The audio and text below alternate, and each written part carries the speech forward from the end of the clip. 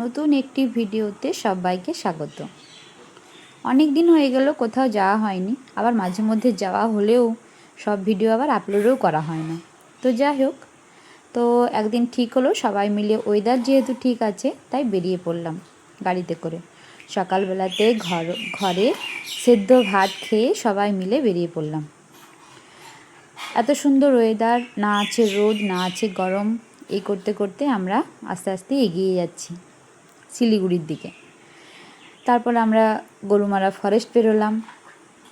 হিয়ামণি গাড়িতে উঠতেই ঘুমিয়ে পড়েছিল, তার কারণ হিয়ামণি খুব সকালে ঘুম থেকে উঠেছিল। তারপর আমরা রাস্তাতে খাওয়া দাওয়া করি, হিয়ামণি ভাত খায়। তো ঝিরিঝিরি বৃষ্টিও পড়ছিল। তারপর আমরা খাওয়া দাওয়া করার পর আমরা আবার বেরিয়ে পড়ি।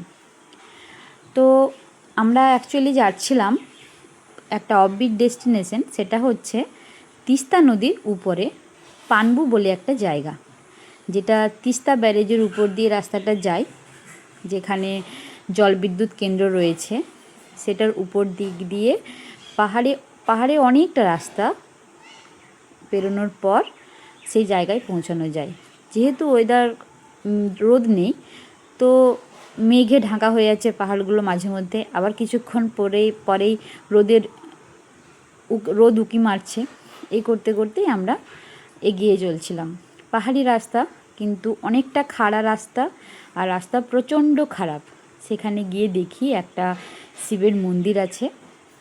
তো যাই হোক, মহেশ্বরকে প্রণাম করে আমরা ওখানে ঘোরাঘুরি করছিলাম। হিয়ামণি তো সেখানে দুটো ষাঁড়কে দেখে তো ভীষণ খুশি হয়ে যায়, সে ভীষণ খুশিও হয়। সেখানে গিয়ে তাদের সাথে খেলতে থাকে, তাদের সাথে হাত দেয় তাদেরকে। তারপর সে কিছুতেই নামবে না, তো কিছুতেই সে ওই জায়গাতেই থাকবে, কিছুতে অন্য জায়গায় যাবে না, ওখানেই থাকবে।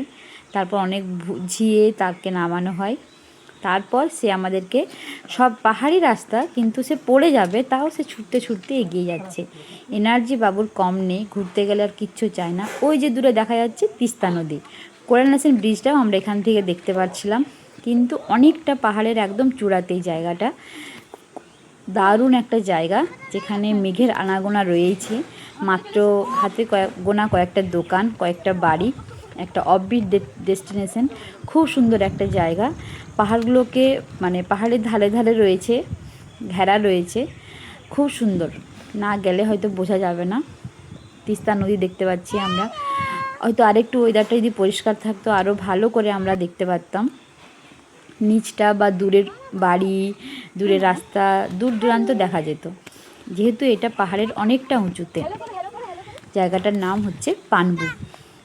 অবশ্যই তোমরা এই অফবিট ডেস্টিনেশনে যেও, আর কেমন লাগলো অবশ্যই কমেন্ট করে জানিও। তবে রাস্তা অনেকটা খারাপ, রাস্তা অনেক খারাপ, আর জায়গাটা সত্যি খুব সুন্দর। মাঝে মধ্যে এইরকম অফবিটে যেতে খুবই ভালো লাগে।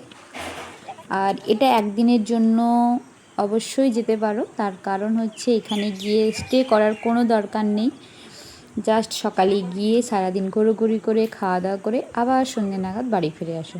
খুব সুন্দর একটা জায়গা, তোমাদের বললাম, তোমরা অতি অবশ্যই যেও, আর গিয়ে থাকলে অবশ্যই কমেন্ট করে জানিও।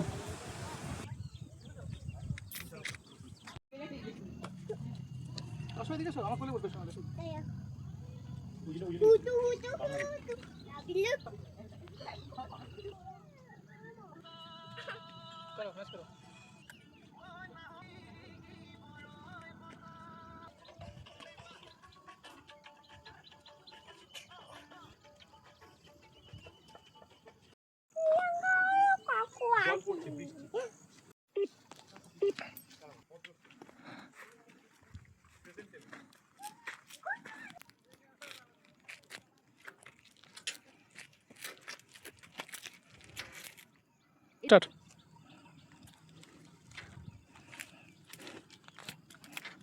টাকা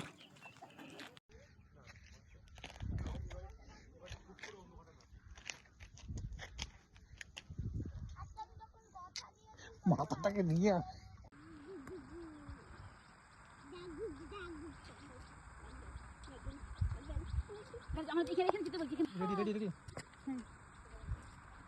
কত সুন্দর দেখো, আকাশ এন